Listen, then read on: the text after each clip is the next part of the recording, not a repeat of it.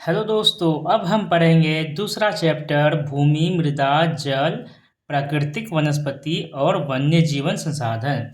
तो चलिए शुरू करते हैं।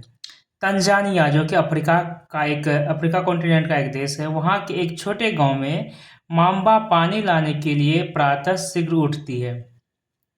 उसे बहुत दूर जाना पड़ता है और वह कुछ घंटों के बाद लौटती है। इसके उपरांत वह घर के कार्यों में अपनी माँ का हाथ बटाती है और अपने भाइयों की बकरियों की देखभाल में मदद करती है। उसके पूरे परिवार के पास उनकी छोटी झोपड़ी के चारों ओर चट्टानी भूमि का एक भाग है। मम्बा के पिता कठिन परिश्रम के बाद मात्र कुछ मक्का और सेम ही उगा सकते हैं, फिर भी यह उनके परिवार के साल भर के खाने के लिए पर्याप्त नहीं है।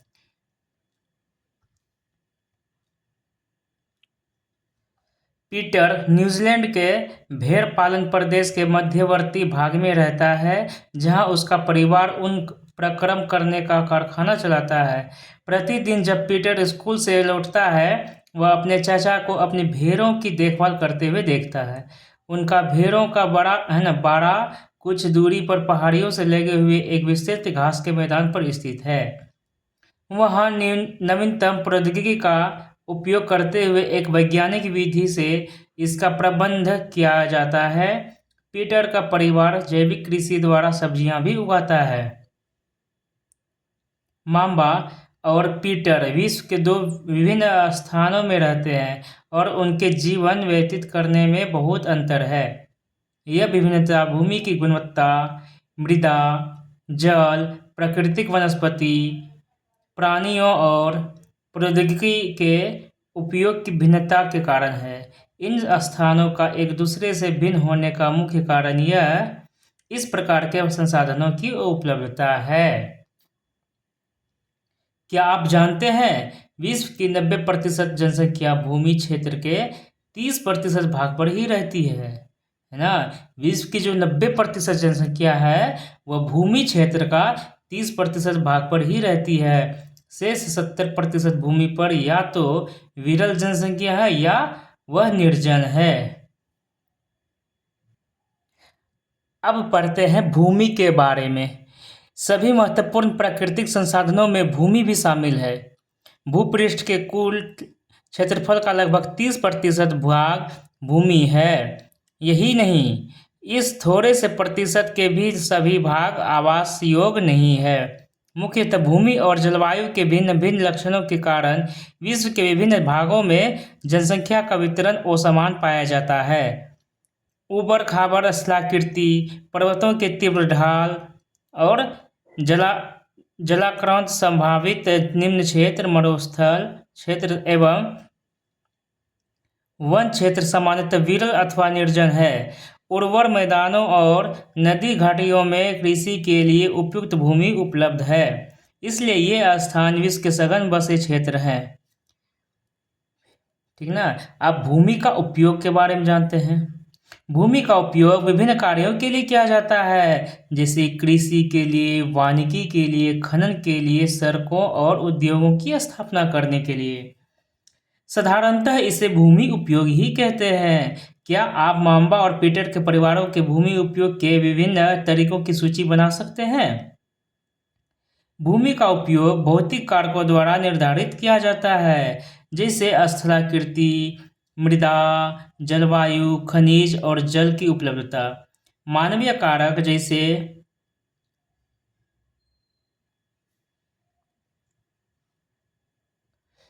कारक जैसे जनसंख्या और प्रौद्योगिकी भी भूमि उपयोग प्रतिरूप के महत्वपूर्ण निर्धारक हैं। स्वामित्व के आधार पर भूमि को निजी भूमि और सामुदायिक भूमि में बांटा जा सकता है। स्वामित्व के आधार पर भूमि को कितने भागों में बांटा जा सकता है? एक निजी भूमि और सामुदायिक भूमि में। निजी भूमि व्यक्तियों के स्वामित्व में होती है, जबकि सामुदायिक भूमि समुदाय के स्वामित्व में होती है। सामान्य रूप से इसका उपयोग समुदाय से संबंधित व्यक्तियों के लिए किया जाता है, जैसे चारा, फलों, नट या औषधीय बूटियों को एकत्रित करना इस सामुदायिक भूमि को साझा संपत्ति संसाधन भी कहते हैं। जनसंख्या और उनकी मांग सदैव बढ़ती रहती है, लेकिन भूमि की उपलब्धता सीमित है। स्थान के अनुसार भूमि की गुणवत्ता में अंतर होता है। लोगों ने सामुदायिक भूमि पर व्यापारिक क्षेत्र बनाने, नगरीय क्षेत्र में घर बनाने और ग्रामीण क्षेत्र में कृषि योग्य भूमि का विस्तार करने के लिए अनाधिकृत हस्तक्षेप करना शुरू कर दिया है। आज भूमि उपयोग प्रतिरूप में व्यापक परिवर्तन हमारे समाज में सांस्कृतिक परिवर्तनों को दर्शाते हैं। वर्तमान में कृषि और निर्माण संबंधी गतिविधियों के प्रसार के कारण निम्नीकरण, भूस्खलन, मृदा अपरदन और मरुस्थलीकरण पर्यावरण के लिए प्रमुख खतरा है।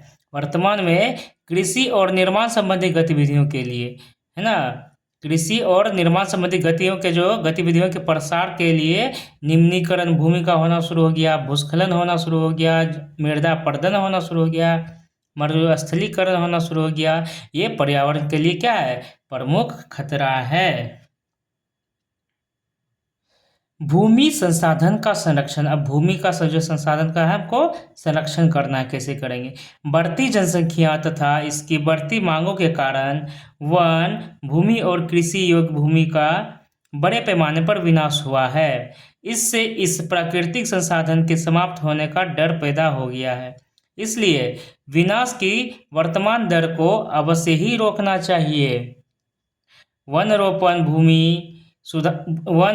भूमि उद्धार, रासायनिक कीटनाशकों और उर्वरकों के विनियमित उपयोग तथा अतिचारण पर रोक आदि भूमि संरक्षण के लिए उपयुक्त कुछ सामान्य तरीके हैं, है ना। भूमि संरक्षण के कुछ सामान्य तरीके क्या क्या हो सकते हैं? तो या तो वनरोपण, भूमि उद्धार, रासायनिक कीटनाशकों और उर्वरकों के विनियमित उपयोग तथा अतिचारण पर रोक। इससे जो है हम भूमि संरक्षण कर सकते हैं।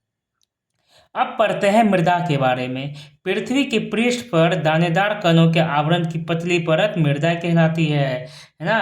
पृथ्वी के जो पृष्ठ पर दानेदार कणों के जो आवरण हैं, उन्हीं की पतली परत को क्या कहते हैं? मृदा कहते हैं।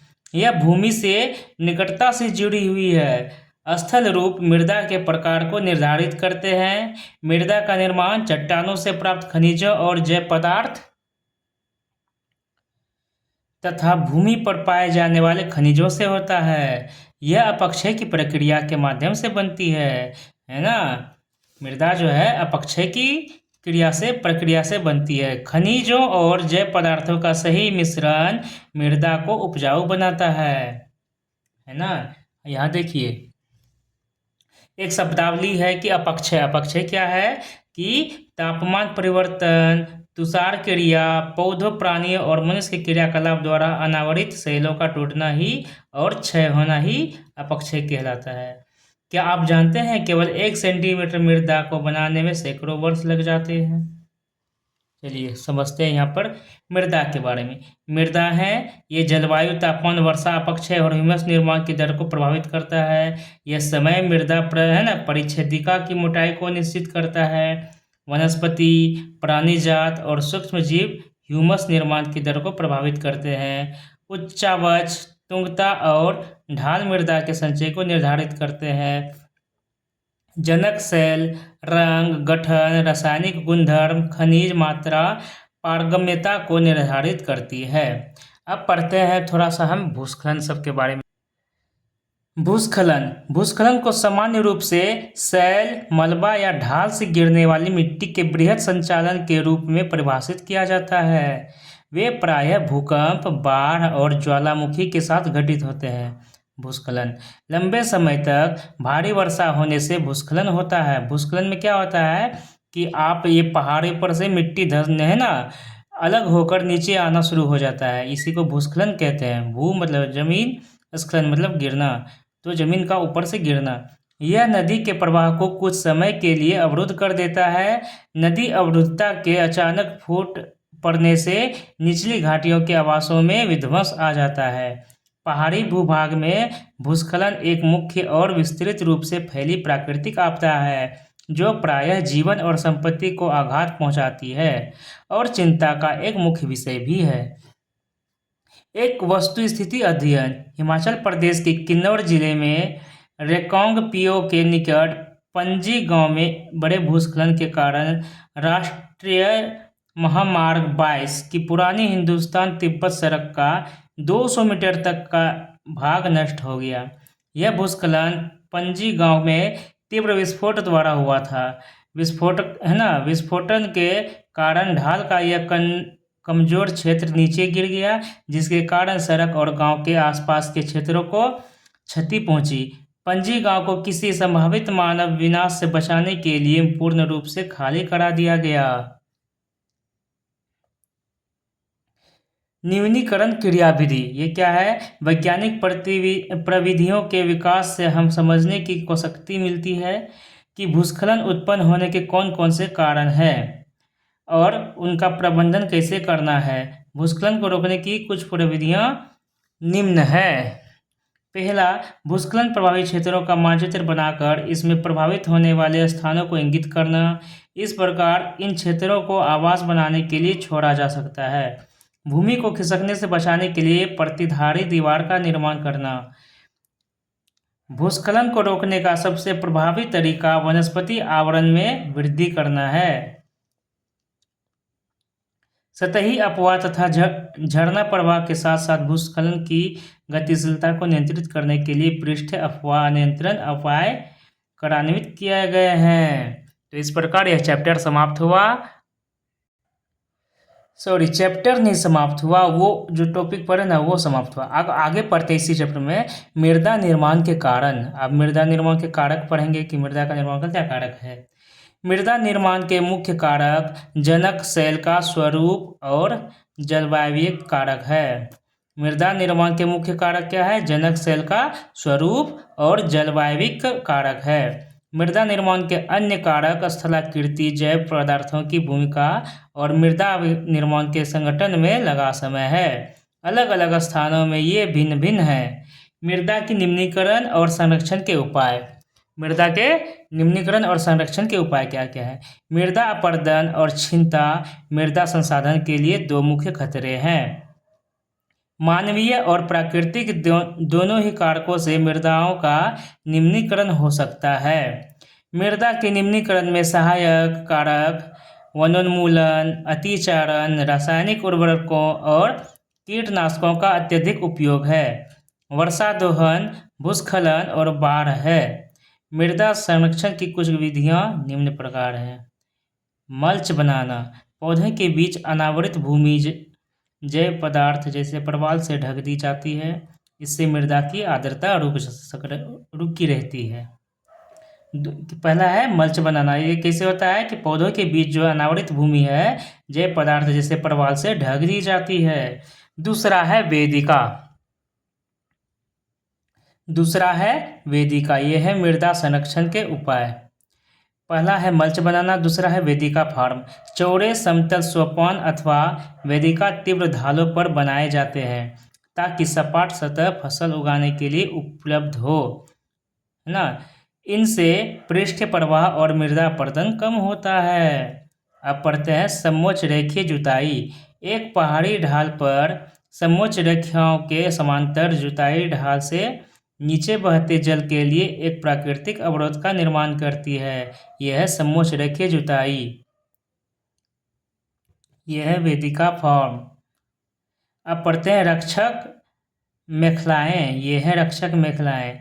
तटीय प्रदेशों और शुष्क प्रदेशों में पवन गति रोकने के लिए वृक्ष कतारों में लगाए जाते हैं, है ना। तटीय प्रदेश जितना भी हो, किनारे वाला प्रदेश, और शुष्क प्रदेशों में पवन गति रोकने के लिए वृक्ष कतारों में लगाए जाते हैं ताकि मृदा आवरण को बचाया जा सके। अब पढ़ते हैं समोच्च रेखीय रोधिकाएं को बारे में। समोच्च रेखाओं पर रोधिकाएं बनाने के लिए पत्थरों, घास, मृदा का उपयोग किया जाता है।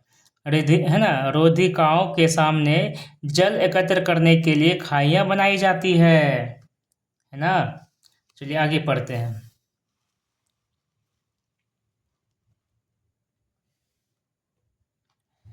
चट्टान बांध है ना, जल संरक्षण को रोकने के लिए हम चट्टान बांध भी बनाते हैं। यह जल के प्रवाह को कम करने के लिए बनाए जाते हैं। यह नालियों की रक्षा करते हैं और मृदा क्षति को रोकते हैं। बीज की फसल उगाना, सातवां क्या है, बीज की फसल उगाना। वर्षा दोहन से मृदा को सुरक्षित रखने के लिए अलग अलग समय पर भिन्न भिन्न फसलें एकांतर कतारों में उगाई जाती है।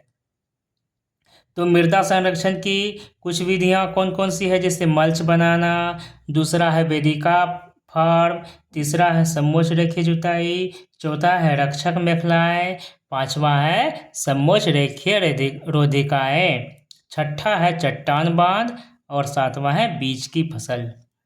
तो इस प्रकार हमारा यह मृदा के बारे में जानना समाप्त हुआ। अब आगे पढ़ेंगे हम जल के बारे में, लेकिन उससे पहले जान लेते हैं, क्या आप जानते हैं वर्ष 1975 में मानव उपयोग के लिए जल की खपत 3850 घन किलोमीटर प्रति वर्ष थी, जो वर्ष 2000 ईस्वी में बढ़कर 6000 घन किलोमीटर पर वर्ष से भी अधिक हो गई। चलिए अब पढ़ते हैं जल के बारे में अच्छे से विस्तार से। जल एक महत्वपूर्ण नवीकरणीय प्राकृतिक संसाधन है। जल क्या है, नवीकरणीय प्राकृतिक संसाधन है। भूपृष्ठ का 3/4 भाग जल से ढका है, इसलिए इसे जलग्रह कहना उपयुक्त है। लगभग 3.5 अरब वर्ष पहले जीवन आदि महासागरों से ही प्रारंभ हुआ है ना। जीवन कहाँ से प्रारंभ हुआ है, 3.5 अरब वर्ष पहले महासागरों से ही प्रारंभ हुआ है। यद्यपि आज भी महासागर पृथ्वी की सतह के 2/3 भाग को ढके हुए हैं और विविध प्रकार के पौधों और जंतुओं को मदद करते हैं। महासागरों का जल लवणीय है और मानवीय उपभोग के लिए उपयुक्त नहीं है। ओ लवण जल केवल 2.7% ही है। हमारे पृथ्वी पर ओ लवण जल कितने हैं, तो 2.7% ही है। इसका लगभग 70% भाग बर्फ की चादरों और हिमालयों के रूप में अंटार्कटिका, ग्रीनलैंड और पर्वतीय प्रदेशों में पाया जाता है। अपनी स्थिति के कारण ये मनुष्य की पहुंच के बाहर है। केवल 1% ओ लवण जल उपलब्ध है और वह मानव उपयोग के लिए उपयुक्त है। हम लोग क्या है, 1% जल जो है ना, ओ लवण जल का उपयोग करते हैं। यह भौम जल, नदियों और झीलों में पृष्ठीय जल के रूप में तथा वायुमंडल में जलवाष्प के रूप में पाया जाता है। फिर क्या आप जानते हैं एक टपकता नल एक वर्ष में 1200 लीटर जल व्यर्थ करता है। इसलिए अलवणीय जल पृथ्वी का सबसे अधिक मूल्यवान पदार्थ है। पृथ्वी पर जल ना बढ़ाया जा सकता है और ना घटाया जा सकता है। इसकी कुल मात्रा स्थिर रहती है ना। पृथ्वी पर जल ना घटाया जा सकता है ना ही बढ़ाया जा सकता है। इसकी मात्रा क्या है, स्थिर रहती है। इसकी प्रचुरता में विविधता प्रतीत होती है, क्योंकि यह वाष्पीकरण, वर्षण और वाह की प्रक्रियाओं द्वारा महासागरों, भूमि है ना, वायु, भूमि और पुनः महासागरों में चक्रण द्वारा निरंतर गतिशील है। जैसा कि आप जानते हैं, इसे जल चक्र ही कहा जाता है।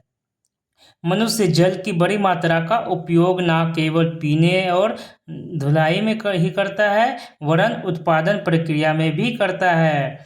जल कृषि उद्योगों और बांधों के जलाशयों के माध्यम से विद्युत उत्पादन करने में भी प्रयोग किया जाता है। जल स्रोतों के सूखने अथवा जल प्रदूषण के कारण अलवणीय जल की आपूर्ति की कमी के मुख्य कारक बढ़ती जनसंख्या है, भोजन और नकदी फसलों की बढ़ती मांग है और बढ़ती नगरीकरण और बेहतर होता जीवन स्तर भी है। क्या आप जानते हैं, क्या आपने जल बाजार के बारे में सुना है? सौराष्ट्र प्रदेश में 1.25 लाख जनसंख्या वाला अमरेली शहर पास के तालुकों से पानी खरीदने के लिए पूर्णतः निर्भर है। औसतन एक भारतीय नागरिक प्रतिदिन लगभग 150 लीटर जल का उपयोग करता है। जैसे उपयोग और लीटर है ना, प्रतिदिन है। पीने के लिए 3 लीटर, खाना बनाने के लिए 4 लीटर, नहाने के लिए 20 लीटर, शौचालय के लिए 40 लीटर, वस्त्र धोने के लिए 40 लीटर, बर्तन धोने के लिए 20 लीटर और बागवानी के लिए 23 लीटर। चलिए अब पढ़ते हैं जल उपलब्धता की समस्याएं। विश्व के कई प्रदेशों में जल की कमी है ना। जो विश्व के कई प्रदेशों में जल की कमी है। अधिकांश अफ्रीका, पश्चिमी एशिया, दक्षिणी एशिया, पश्चिमी संयुक्त राज्य अमेरिका के भाग और पश्चिमी मैक्सिको, दक्षिण अमेरिका के भाग और संपूर्ण ऑस्ट्रेलिया अम्लीय जल की आपूर्ति की कमी का सामना कर रहे हैं। ये देश ऐसे जलवायु प्रदेशों में स्थित है जहां अक्सर सूखा पड़ता है। उनमें जलाभाव की अधिक समस्या बनी रहती है। इस प्रकार जल का अभाव मौसमी अथवा वार्षिक वर्षा में विविधता के परिणामस्वरूप हो सकता है, अथवा अति उपयोग और जल स्रोतों के संदूषण के कारण भी जल का अभाव हो सकता है। अब पढ़ते हैं जल संसाधनों का संरक्षण कैसे करते हैं, है ना। आज के विश्व में शुद्ध तथा पर्याप्त जल स्रोतों तक पहुंचना एक बड़ी समस्या बन गई है। इस क्षीण होते हुए संसाधन के संरक्षण के लिए कदम उठाने चाहिए। यद्यपि जल एक नवीकरणीय संसाधन है, तथापि इसका अति उपयोग और प्रदूषण इसे उपयोग के लिए अनुपयुक्त बना देते हैं। अशोधित या आंशिक रूप से शोधित वाहित मल, कृषि रसायनों का विसर्जन और जल निकायों में औद्योगिक बहिस्राव जल के प्रमुख संदूषक हैं। जल के प्रमुख संदूषक कौन कौन से हैं? एक तो शोधित मल और कृषि रसायनों का विसर्जन और जल निकायों के औद्योगिक बहिस्राव। चलिए, इनमें शामिल नाइट्रेट धातुएं और पिरकनाशी जल को प्रदूषित कर देते हैं। इनमें से अधिकांश रसायन और जैव निम्नीकरणीय होने के कारण जल द्वारा मानव शरीर में पहुंच जाते हैं। इन प्रदूषकों को जल निकायों में छोड़ने से पूर्व बहिस्रावों को उपयुक्त विधि से शोधित करके जल प्रदूषण नियंत्रित किया जा सकता है। वन और अन्य वनस्पति आवरण धरातलीय प्रवाह को मंद करते हैं और भूमिगत जल को पुनः पूरित करते हैं। जल संग्रहण पृष्ठ प्रवाह को बचाने की दूसरी विधि है। जल संग्रहण क्या है? पृष्ठ प्रवाह को बचाने की दूसरी विधि है। जल रिसाव को कम करने के लिए खेतों को सिंचित करने वाली नहरों को ठीक से पक्का करना चाहिए। रिसाव और वाष्पीकरण से होने वाले जल क्षति को रोकने के लिए क्षेत्र की स्प्रिंकलरों से सिंचाई करना अधिक प्रभावी विधि है। वाष्पीकरण की अधिक दर वाले शुष्क प्रदेशों में सिंचाई की ड्रिप अथवा टपकन विधि बहुत उपयोगी होती है। सिंचाई की इन विधियों को अपनाकर बहुमूल्य जल संसाधन को संरक्षित किया जा सकता है। अब पढ़ेंगे प्राकृतिक वनस्पति और वन्य जीवन। अब क्या पढ़ेंगे? प्राकृतिक वनस्पति और वन्य जीवन। स्कूल के बच्चे हस्तशिल्प प्रदर्शनी में घूम रहे थे। प्रदर्शनी की वस्तुएं देश के भिन्न भिन्न भागों से एकत्रित की गई थी। मोना ने एक थैला हाथ में उठाया और उत्साह से कहा, यह एक सुंदर हैंडबैग है। अध्यापिका ने कहा, हाँ, यह जूट से बना है। क्या आप उन टोकरियों, दीप छत्रों और कुर्सियों को देखते हैं? वे बेंत और बांस की बनी है। भारत के पूर्वी और उत्तर पूर्वी आर्द्र प्रदेशों में बांस प्रचुर मात्रा में पैदा किया जाता है ना। भारत के पूर्वी और उत्तर पूर्वी आर्द्र प्रदेशों में बांस क्या है? प्रचुर मात्रा में पैदा किया जाता है। जेस्सी रेशमी स्कार्फ देखकर उत्साहित थी। यह खूबसूरत स्कार्फ देखो। अध्यापिका ने स्पष्ट किया कि रेशम कीटों से प्राप्त किया जाता है। रेशम कैसे प्राप्त किया जाता है? तो रेशम कीटों से प्राप्त किया जाता है, जो शहतूत के पेड़ों पर पाले जाते हैं। रेशम कीट किस पेड़ पर पाले जाते हैं? शहतूत के पेड़ पर पाले जाते हैं। बच्चे समझ गए कि पौधे हमें अनेक विभिन्न उत्पाद प्रदान करते हैं, जिनका उपयोग हम अपने दैनिक जीवन में करते हैं। प्राकृतिक वनस्पति और अन्य जीवन केवल स्थल मंडल, जल मंडल और वायुमंडल के बीच जुड़े हुए सक्रिय क्षेत्र में ही पाए जाते हैं। प्राकृतिक वनस्पति और वन्य जीवन क्या है? केवल स्थलमंडल, जलमंडल और वायुमंडल के बीच ही संकरे क्षेत्र में पाए जाते हैं, जिसे हम जैव मंडल कहते हैं। जैव मंडल में सभी जीवित जातियां जीवित रहने के लिए एक दूसरे से परस्पर संबंधित और निर्भर रहती है। इस जीवन आधारित तंत्र को पारितंत्र कहते हैं, है ना। जो सभी एक दूसरे पर जीवित हैं, आश्रित रहते हैं, उसी को पारितंत्र कहा जाता है। वनस्पति और वन्य जीवन बहुमूल्य संसाधन है। पौधे हमें इमारती लकड़ी देते हैं, प्राणियों को आश्रय देते हैं, ऑक्सीजन उत्पन्न करते हैं जिसमें हम सांस लेते हैं, फसलों को उगाने के लिए आवश्यक मृदा की सुरक्षा करते हैं, रक्षक मेखला के रूप में कार्य करते हैं, भूमिगत जल के संग्रह में सहायता भी करते हैं, हमें फल, लेटेक्स, तारपीन का तेल, गोंद, औषधीय पौधे और कागज प्रदान करते हैं, जो आपके अध्ययन के लिए अत्यधिक आवश्यक है। पौधों के असंख्य उपयोग हैं, उनमें आप कुछ और जोड़ सकते हैं। क्या है ना। वन्य जीवन के अंतर्गत जंतु, पक्षी, कीट एवं जलीय जीव रूप आते हैं। उनसे हमें दूध, मांस, खाल और ऊन प्राप्त होता है। कीट जैसे मधुमक्खी हमें शहद देती है, फूलों के परागण में मदद करती है और पारितंत्र में अपघटक के रूप में एक महत्वपूर्ण भूमिका भी निभाती है। क्या आप जानते हैं भारतीय उपमहाद्वीप में जिन पशुओं का उपचार डिक्लेफेनेक एस्पिरिन अथवा एब्रूप्रोफेन जैसे पिरकनाशियों से किया जाता था, उनके उपमार्जन उपरांत गिद्ध किडनी खराब होने से मर रहे थे।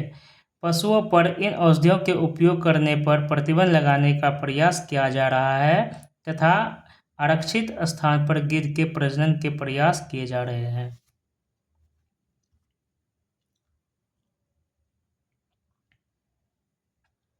चिड़ियाँ अपने भोजन के लिए कीटों पर निर्भर है और अपघटकों के रूप में कार्य करती है। चिड़िया किस रूप में कार्य करती है? अपघटकों के रूप में। गिद्ध मृत जीव जंतुओं को खाने के कारण एक अपमार्जक है। गिद्ध क्या है? मृत जीव जंतुओं को खाने के कारण एक अपमार्जक है और पर्यावरण का एक महत्वपूर्ण शोधक समझा जाता है। इसलिए प्राणी चाहे बड़े हो अथवा छोटे, सभी पारितंत्र के संतुलन को बनाए रखने के लिए अनिवार्य हैं। अब पढ़ते हैं प्राकृतिक वनस्पति का वितरण। वनस्पति की वृद्धि मुख्य रूप से तापमान और आर्द्रता पर निर्भर करती है। विश्व की वनस्पति के मुख्य प्रकारों को 4 वर्गों में रखा जा सकता है। विश्व का जो वनस्पति है उसको मुख्य 4 वर्गों में बांटा गया है, जैसे वन, घास स्थल, गुल्म और टुंड्रा। भारी वर्षा वाले क्षेत्रों में विशाल वृक्ष उग सकते हैं। इस प्रकार वन प्रचुर जल आपूर्ति वाले क्षेत्रों में ही पाए जाते हैं। जैसे जैसे आर्द्रता कम होती है वैसे वैसे वृक्षों का आकार और उनकी सघनता कम हो जाती है। सामान्य वर्षा वाले क्षेत्रों में छोटे आकार वाले वृक्ष और घास उगती है, जिससे विश्व के घास स्थानों का निर्माण होता है। कम वर्षा वाले शुष्क प्रदेशों में कटीली झाड़ियाँ एवं गुल्म उगते हैं। कम वर्षा वाले क्षेत्रों में क्या होते हैं? कटीली झाड़ियाँ एवं गुल्म उगते हैं। इस प्रकार के क्षेत्रों में पौधों की जड़ें गहरी होती है। वाष्पोत्सर्जन से होने वाली आर्द्रता की हानि को घटाने के लिए इन पेड़ों की पत्तियां कांटेदार और मोमी सतह वाली होती है। क्या है? वाष्पोत्सर्जन जो होता है उनसे होने वाली जो आर्द्रता की हानि होती है उसी को घटाने के लिए इन पेड़ों की पत्तियां कांटेदार होती है। शीत ध्रुवीय प्रदेशों की तुंद्रा वनस्पति में मांस और लाइकेन सम्मिलित है। शीत ध्रुवीय प्रदेश जो है वहाँ की तुंद्रा है ना, टुंद्रा वनस्पति में मांस और लाइकेन सम्मिलित है। पिछली 2 शताब्दियों में विश्व में जितने लोग थे इस समय उनसे कहीं अधिक लोग हैं। बढ़ती जनसंख्या के कारण पोषण के लिए फसलों को उगाने के लिए वनों के विशाल क्षेत्रों से वृक्ष काट दिए गए हैं। विश्व भर में वनों का आवरण तेजी से समाप्त हो रहा है। इस बहुमूल्य संसाधन के संरक्षण की तुरंत आवश्यकता है। प्राकृतिक वनस्पति और वन्य जीवन का अब संरक्षण कैसे करेंगे, उनके बारे में जानना है। वन हमारी संपदा है। पौधे जंतुओं को आश्रय प्रदान करते हैं और साथ ही पारितंत्र को भी अनुरक्षित करते हैं। जलवायु में परिवर्तन और मानव हस्तक्षेप के कारण पौधों और जंतुओं के प्राकृतिक आवास नष्ट हो सकते हैं। बहुत सी जातियां असुरक्षित अथवा संकटापन्न है और कुछ लुप्त होने के कगार पर भी है। वनोन्मूलन, मृदा अपरदन, निर्माण कार्य, दवानल और भूस्खलन में से कुछ मानव और प्राकृतिक कारक हैं जो मिलकर इन महत्वपूर्ण प्राकृतिक संसाधनों के लुप्त होने की प्रक्रिया को बढ़ावा देते हैं। आज की मुख्य चिंताओं में से एक अनाधिकार शिकार करने की संख्या का बढ़ना है, जिससे कुछ खास प्रजातियों की संख्याओं में तेजी से कमी आई है। पशु खाल, चमड़ा, नाखून, दांत और पंखों के साथ साथ सींगों के एकत्रीकरण और गैरकानूनी व्यापार के लिए जंतुओं का अनाधिकार शिकार किया गया है। इनमें से कुछ जंतु जैसे चीता, शेर, हाथी, ब्लैक बक, मगरमच्छ, दरियाई घोड़ा, हिम तेंदुआ, शुतुरमुर्ग और मोर, इनका संरक्षण जागरूकता बढ़ाकर किया जा सकता है। राष्ट्रीय उद्यान, वन्यजीव अभयारण्य, जैव मंडल निचय हमारे प्राकृतिक वनस्पति और वन्य जीवन को सुरक्षित रखने के लिए बनाए जाते हैं।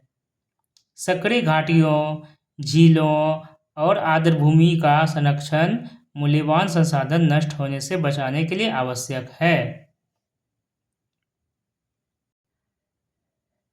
यदि प्रजातियों की सापेक्ष संख्या को भंग न किया जाए तो पर्यावरण में संतुलन बना रहता है। विश्व के अनेक भागों में मनुष्य ने अपने क्रियाकलापों से अनेक प्रजातियों के प्राकृतिक आवासों में उथल-पुथल कर दी है। अनेक पक्षियों और जीव जंतुओं के अंधाधुंध शिकार के कारण या तो वे विलुप्त हो गए हैं या विलुप्त होने के कगार पर हैं। प्रादेशिक और सामुदायिक स्तर पर जागरूकता कार्यक्रमों जैसे सामाजिक वानिकी, वन महोत्सव को प्रोत्साहित करना चाहिए। स्कूल के बच्चों को पक्षी देखने, प्राकृतिक कैंपों में जाने के लिए प्रोत्साहित करना चाहिए ताकि वे विविध जातियों के निवास का अवलोकन कर सके। शब्दावली है एक राष्ट्रीय उद्यान। ये क्या होता है? वर्तमान और भविष्य की पीढ़ी के लिए एक या एक से अधिक परितंत्रों की पारिस्थितिकी एकता की रक्षा के लिए नामित किया गया प्राकृतिक क्षेत्र है राष्ट्रीय उद्यान। बहुत से देश पक्षियों और पशुओं को मारने और उनके व्यापार करने के विरुद्ध हैं। भारत में शेरों, चीतों, हिरणों, भारतीय सारंग और मोर को मारना अवैध है। एक अंतर्राष्ट्रीय परिपाटी CITES, the convention on international trade and endangered species of wild fauna and flora है। उनकी स्थापना की गई, जिसने प्राणियों और पक्षियों की अनेक जातियों की सूची तैयार की है। इस सूची में दिए गए सभी पक्षियों और प्राणियों के व्यापार करने पर प्रतिबंध लगाया गया है।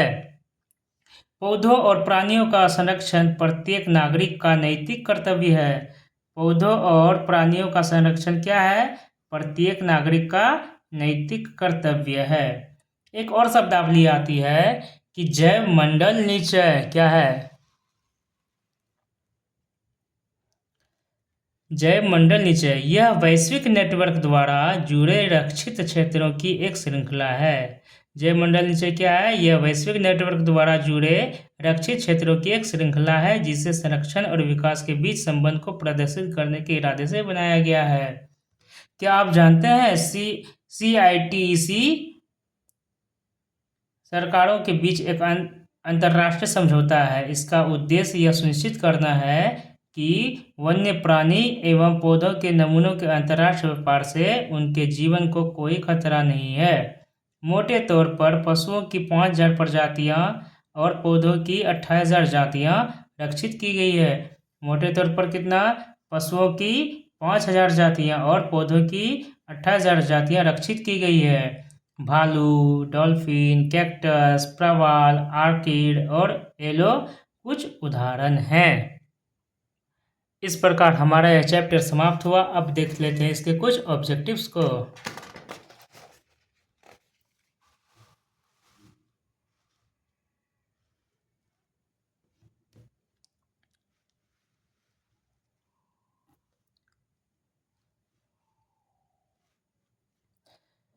सही उत्तर को चिन्हित कीजिए। निम्नलिखित में से कौन सा कारक मृदा निर्माण का नहीं है? समय, मृदा का गठन, जैव पदार्थ।